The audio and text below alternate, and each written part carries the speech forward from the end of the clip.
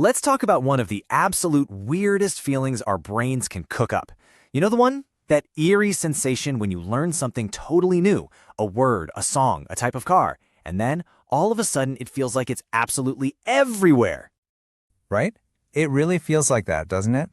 You finally decide on a new car, you buy it, and suddenly the roads are just flooded with that exact same model.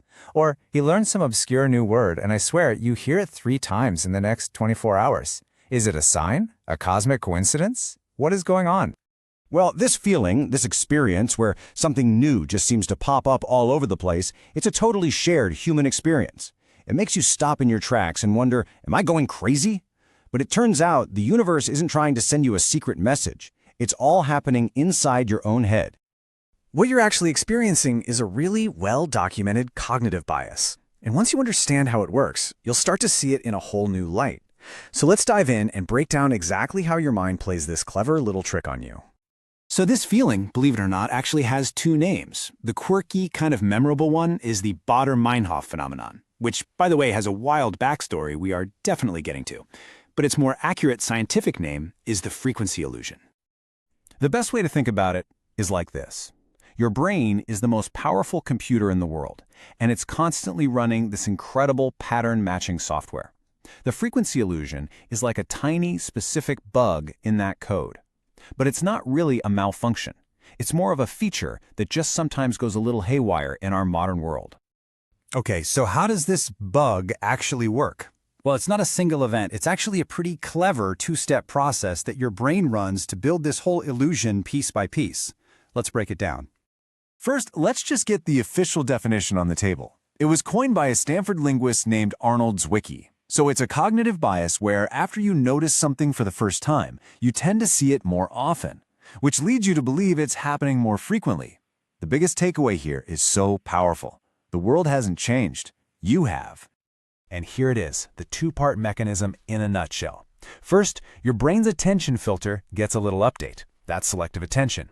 Then once that filter is updated, a whole other bias kicks in, confirmation bias, which is there to reinforce the new pattern. Let's look at each one. All right, so stage 1, your brain is an absolute master at filtering. I mean, to keep you from going totally insane, it ignores almost everything. The hum of your refrigerator, the specific brands of cars driving by. But when you learn something new, you tag it as important. Your reticular activating system, the RAS, which is kind of like your brain's bouncer, suddenly lets that thing pass the velvet rope.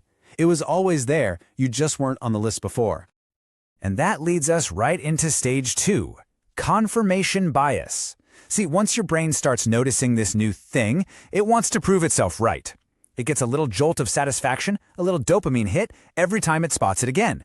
It's basically saying, see, I knew it! This thing is everywhere! And all the while, it's conveniently ignoring the thousands of times you don't see it.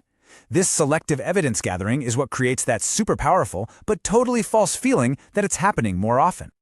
All right, so if the proper scientific name is frequency illusion, where on earth did a name like the Baader-Meinhof phenomenon come from? Well, this is fun.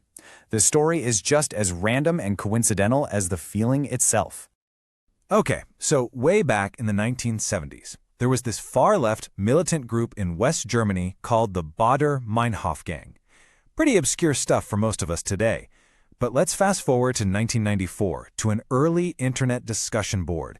This is where one random comment would somehow go on to name a psychological phenomenon for decades. So here's what happened. A commenter named Terry Mullen posted about this strange coincidence. He'd just mentioned the obscure Baader-Meinhof gang in a conversation, and literally the next day, a friend pointed out a newspaper article about them.